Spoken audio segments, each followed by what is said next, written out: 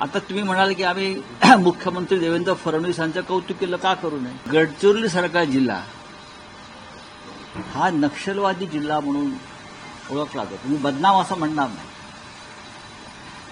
तिथे ज्या प्रकारचं हत्याकांड असतं, पोलिसांचे बळी गेले, सामान्य माणसांचे बळी गेले नक्षलवादामध्ये, हा जिल्हा विकासापासून वंचित राहिला. या जिल्ह्यात ही गडचिरोली चंद्रपूर ही खरं म्हणजे सुवर्णभूमी आहे. ही सुवर्णभूमी आहे. तिकडलं जे मायनिंग आहे, खाण उद्योग आहे, जसं काल त्यांनी सांगितलं मुख्यमंत्र्यांनी की पोलाद सिटी म्हणून ओळखली जाईल.